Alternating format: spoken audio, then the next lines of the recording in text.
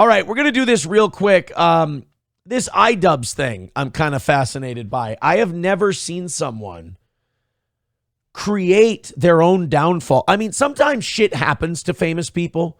Shit happens to successful media personalities, and then they don't handle it well, and that continues to lead to their downfall. But in the case of iDubbz, this is 1,000, and this is crazy. It's 1,000% self-created. It's 1,000% self-inflicted wounds. So if you don't know, iDubbz did one of my favorite things on YouTube. It was called Content Cop. And he just basically bashed the shit out of people, right? And they were very funny. iDubbz was basically a successful Carl. Like if Carl was funny and could do funny bits and good shows on people, and he wasn't just as big of the lol cow as the people he covers, it would have been Content Cop. Content Cop was a very good thing. Well, iDubbz, and people have their own theories on what happened here. Some people, they're not very charitable to iDubbz, and they say that he got with this Anissa.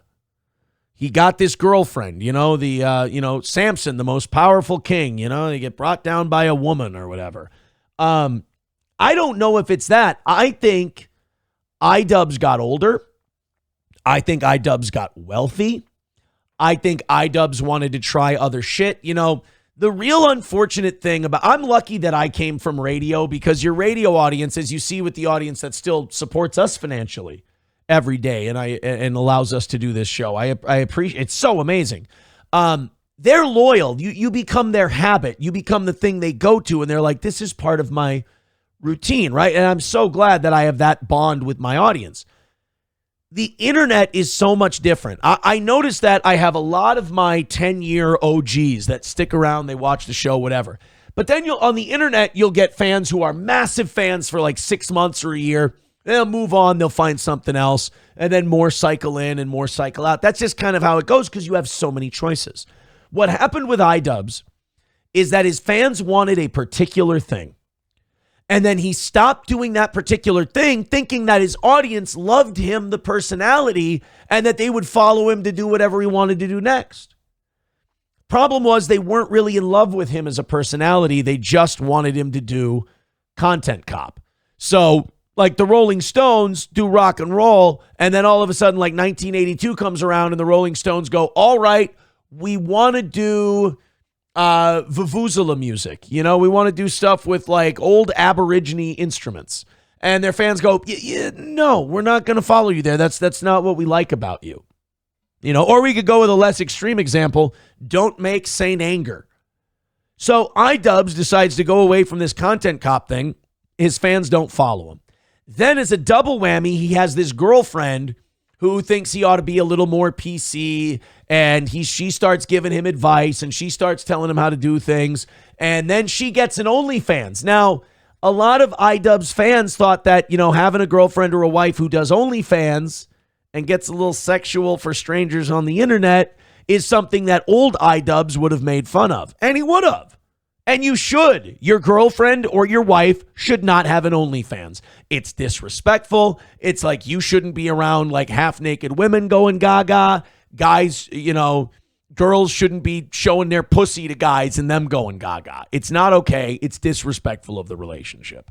So iDubbz starts getting shit about it from his audience. And instead of laughing along and going with it and cuck, whatever, he tries to push back. And then he starts attacking these people.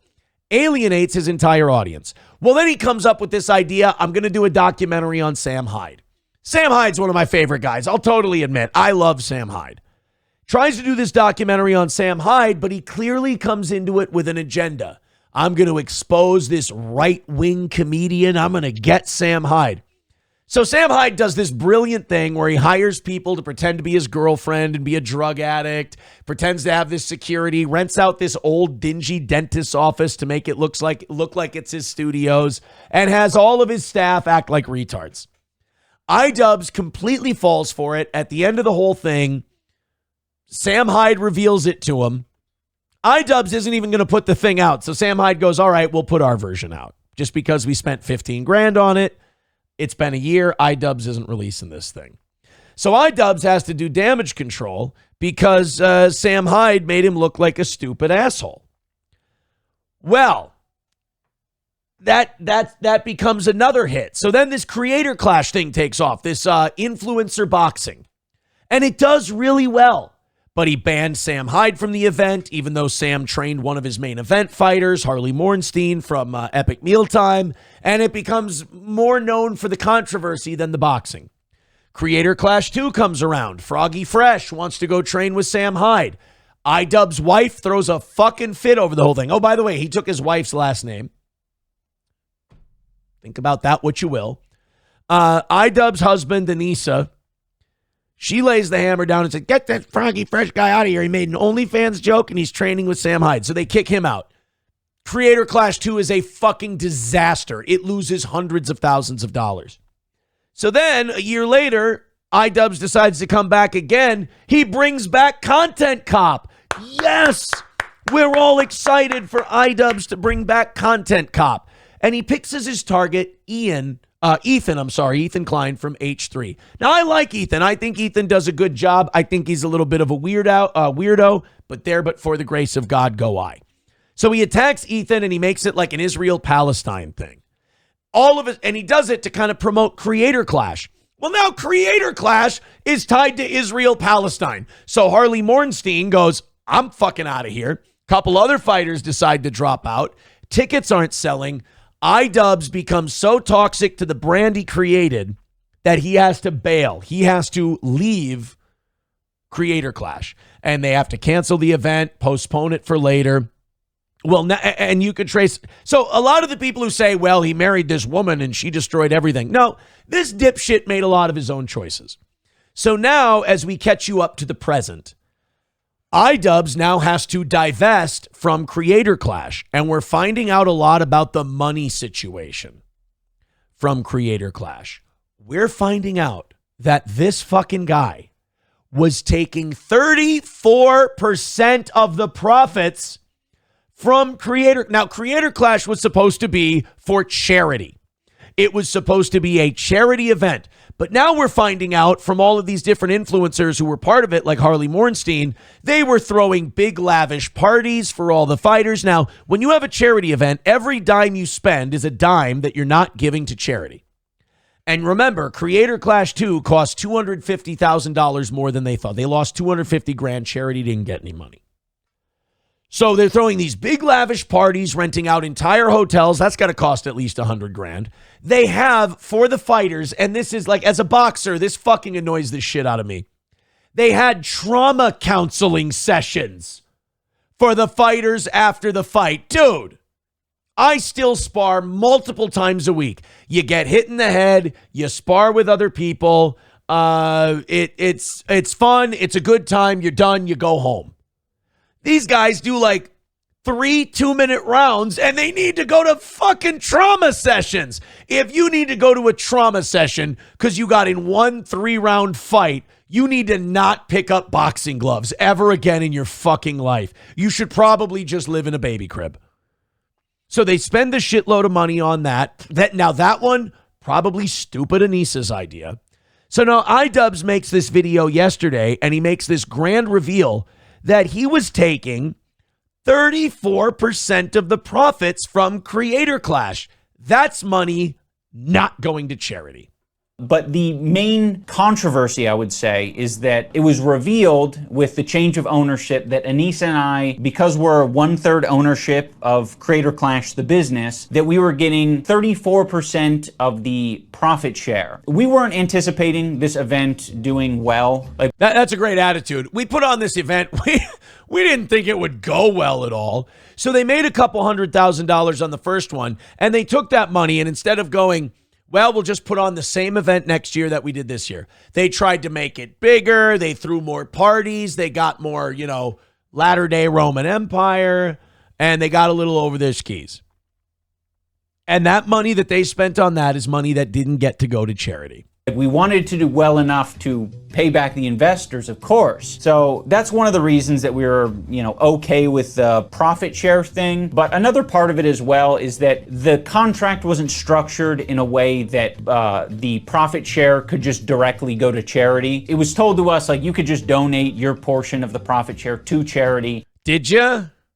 I got serious questions because the way you spent like a drunken sailor on the second one leads me to believe that not all of that 34% got to charity. And by the way, we learned this with those fake body cam photos that Nick put out. Whenever people go out of their way to make big videos to explain to you how they didn't rip people off or trick them or lie, what do we know about this? They're usually ripping people off, tricking, or lying. They're trying to fix a narrative. That's probably accurate. So when he sits there and goes, well, we didn't know that we couldn't just go directly to the charity and blah, blah, blah, blah, blah. The minute you start doing shit like this, you got to shut off the camera and never post this video. You could have just shut your mouth. People would have read this on paper and they would have went, that's a business arrangement they had. And they'd have moved on in 48 hours. Now you're going on and you're openly telling people, well, we took 34% of the profits, and then they said you can give the charity from that 34% instead of the profits automatically going to, like, you're over explaining, and people are going to start to take that as we're fucking around here. After the event. So we were like, okay, fine. Now I know some people will find it hard to believe that Anissa and I were just going to give our portion of the profit share to charity. You're right. I don't believe that you did. I don't think you gave all of that 34% from the first one to charity. There's nothing I could really say to, I think, convince them otherwise. It was that, by the way, that is a classic liar's tactic. Well, there's nothing I can do that would convince you otherwise. Dude, if you're telling the truth, here's what you do. I know a lot of people are saying I did this. Here's what I did. You don't try to manipulate people by going, believe what you want, or, it's probably not going to be enough to convince anybody. You go, nope, I didn't do that. Here's, didn't happen. And then if you're telling the truth, you're confident enough to just let people believe whatever they think is most believable. But if you've got to use like weaselly manipulative words like, this is the truth, but it's not going to convince anyone, you're lying. You know how I know that? I've done that before. Always when you get caught lying. It was up to our discretion. It's like when a girl catches you cheating and you go, oh, what are you going to believe, them, or are you going to believe the person who loves you and cares about you? It's like, you fucking scumbag. Knock it off. And at the end of the day. Someone says, you mean you didn't want to be Aaron Anderson in 2021? No. Except I could go, Mr. Anderson. No, only for the pro wrestling. Okay? And if you don't believe us, I can't say anything that'll change your mind. Well, then shut the fuck up, because this ain't helping. This sounds manipulative. So that if you were a big iDubbz fan during the Content Cop era, I've got to tell you, if you've been wondering where that guy went, I have news. He's fucking dead.